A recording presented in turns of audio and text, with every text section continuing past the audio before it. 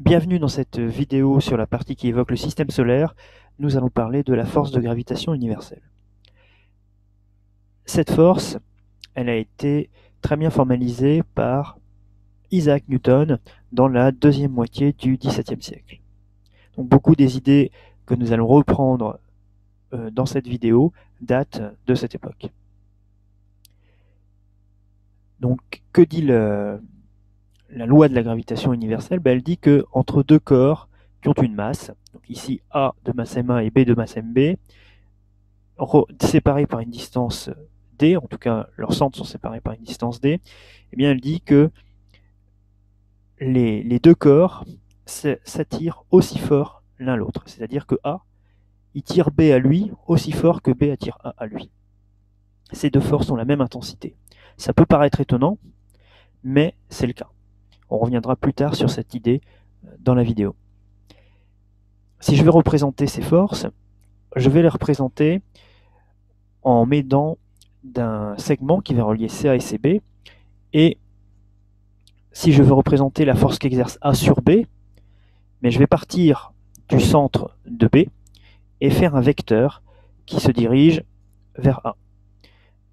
Même chose, si je veux représenter la force qu'exerce B sur A, je vais partir du centre de A et tracer un vecteur qui va vers B. Et ces deux vecteurs doivent avoir la même longueur puisque les deux forces ont la même intensité. Pour calculer cette force, Newton trouve une expression que voici. C'est grand G fois la masse de A fois la masse de B divisé par la distance qui sépare les deux centres au carré. Il faudra bien se souvenir du carré de la distance ici. C'est souvent une erreur faite par les élèves ou les étudiants ou même par les enseignants. Alors quelles sont les unités employées? La force, c'est en newton, les masses en kilogrammes, la distance en mètres, et G, qu'on appelle la constante de gravitation universelle. En USI, qu'est-ce que ça veut dire? C'est l'unité du système international, parce que G est une unité un peu compliquée et dont le sens n'est pas très intéressant. Donc, on abrège, on met USI. La valeur de G vous sera toujours précisée, et je ne l'ai pas mise ici, puisqu'elle est toujours donnée dans les exercices, elle n'est pas du tout à savoir. Alors, prenons un exemple. Alors, sur cette représentation, on a le système Terre-Lune, avec en bas à gauche la Terre, en haut à droite la Lune, représentée avec une échelle de distance Terre-Lune qui est la même que l'échelle pour représenter la Terre et la Lune. Donc ici on a une représentation vraiment à l'échelle du système Terre-Lune. On voit que c'est un système très très vide. La Lune est vraiment très très loin de la Terre, alors que au niveau gravitationnel, en tout cas, elle a une influence très forte. Et qu'est-ce qu'on va nous demander? On va nous demander de calculer l'intensité de la force de gravitation de la Terre sur la Lune et de représenter cette force sur l'image. On nous donne la masse de la Terre, la masse de la Lune, la distance Terre-Lune, ainsi que la valeur de la constante de gravitation. J'applique directement la loi qui m'a été donnée juste avant. Donc la force de la Terre sur la Lune, c'est grand G, 6,67 10-11, multiplié par la masse de la Terre, multiplié par la masse de la Lune, divisé par la distance Terre-Lune. Ici, je dois faire très attention, la distance Terre-Lune est donnée en kilomètres. Il faut que je la transforme en mètres. Donc ça fait 384 000 10 puissance 3, et je n'oublie pas le carré. J'insiste vraiment dessus, les distances en mètres et le carré pour les distances. Le résultat, 2,0 10 puissance 20 newton. Maintenant, il faut que je représente cette force. Alors, soit l'échelle est indiquée par l'exercice, soit vous choisissez vous-même une échelle. Ici, compte tenu du résultat, choisir soi-même une échelle, c'est assez simple.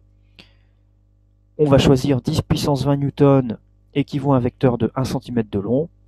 Nous, on doit représenter 2 10 puissance 20 newton. Notre vecteur fait x cm de long. Le calcul est rapidement fait. X, ça vaut 2 cm. Donc, je trace un segment qui relie le centre de la Terre au centre de la Lune. Et comme je veux la force de la Terre sur la Lune, c'est la Terre qui tire la Lune à elle. Mais ma force, je la représente en partant du centre de la Lune et dirigée vers le centre de la Terre avec une longueur de 2 cm. Alors, on va continuer cette fois-ci en se rapprochant de ce que vous avez traité en troisième sur la gravitation.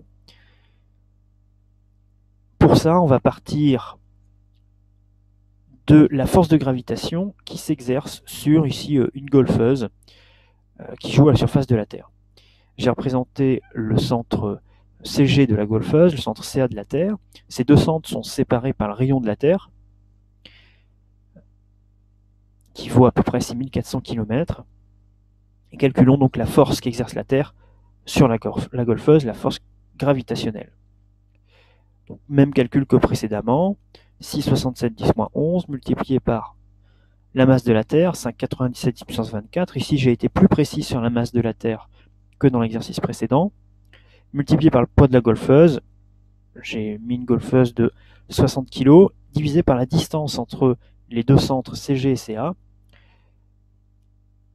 Ici, j'ai pris la distance moyenne, en tout cas le rayon moyen de la Terre, 6371 10 puissance 3 mètres au carré. Encore une fois, la distance, je l'ai mise en mètres et j'ai bien élevé au carré cette distance.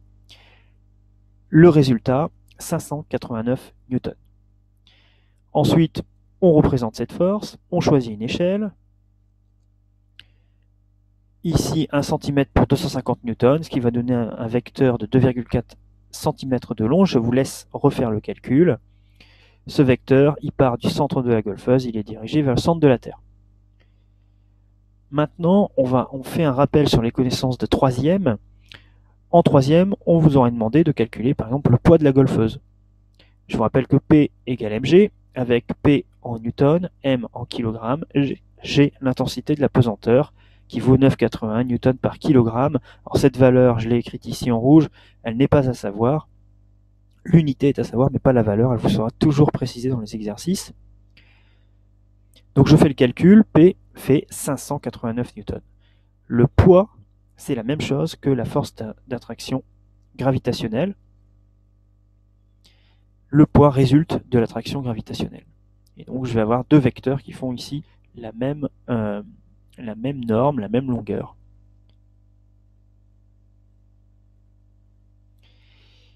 Et comme je l'ai dit au départ de la vidéo, on va revenir sur le fait que deux corps soumis à l'attraction gravitationnelle s'attirent avec la même force l'un l'autre.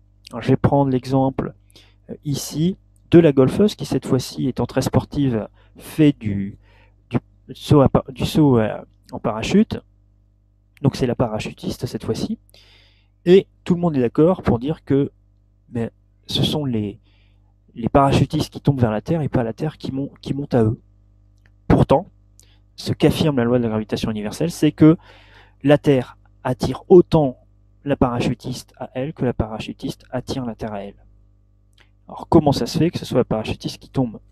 C'est pas si surprenant que ça. La force ici, les deux forces qui s'exercent font toutes les deux 589 newtons. Mais la parachutiste, elle fait 60 kg. Par contre, la Terre, elle fait quasiment 10 puissance 25 kg. C'est beaucoup, beaucoup, beaucoup plus. En ordre de grandeur, globalement, c'est 100 000 milliards de milliards fois plus. Donc, les 589 newtons, ils vont mettre plus facilement en mouvement la parachutiste, qui ne fait que 60 kg, et beaucoup plus difficilement en mouvement la Terre, qui en fait presque 10 puissance 25 des kilos. Et ça, en fait, c'est quelque chose que on connaît très bien. C'est beaucoup plus difficile de mettre en mouvement quelque chose de lourd que quelque chose de léger. On va pousser un vélo plus facilement qu'une voiture.